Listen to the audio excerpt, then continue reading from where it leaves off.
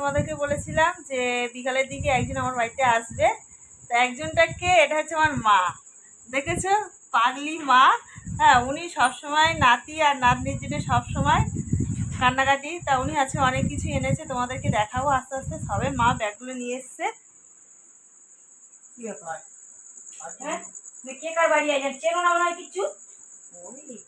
অনেক কিছু নিয়ে এসছে, তো সেগুলো তোমাদেরকে জানাবো আমি। সেইগুলো আমি তোমাদের সাথে সব শেয়ার করবো যে মা কি কি নিয়ে এসছে। ঠিক আছে, এনেছে আঁশফল আর এই খাবারগুলো মা এনেছে। এগুলো তো আমার মেয়ের জন্য পাঁপড় এনেছে, এগুলো ডালিম আর গাছের কলা এনেছে, লিচু, আর এগুলো ডুমুর না মা, ডুমুর এনেছে।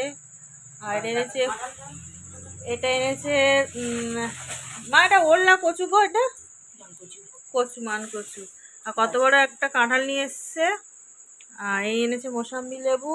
আর এটা হচ্ছে আমার জেঠিমা দিয়েছে এই গাছের শাক, এটা নোটে শাক, গাছের হয়েছিল।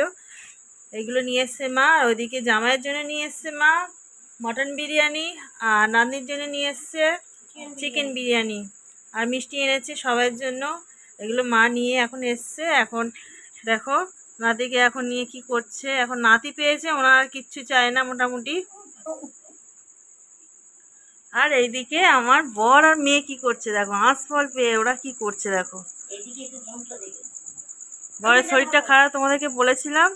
এখন একটু উঠেছে, জ্বরটা কমেছে, ও এখন আঁশফল খেতে ব্যস্ত। আর এই আঁশফলের বস্তা শুধু বলছে আমাকে দাও। বন্ধুরা এনেছে ওই মা ভাইয়ের দোকান দিয়ে খাবার নিয়ে এসছে। এগুলো চিকেন পকোড়া, চিকেন ললিপপ নিয়ে এসছে। দেখো এখানে রসমালাই আছে, মা নিয়ে এসছে। আর এখানে এনেছে কালাকাঁদ, আর এখানে এনেছে 2 প্যাকেট বিরিয়ানি।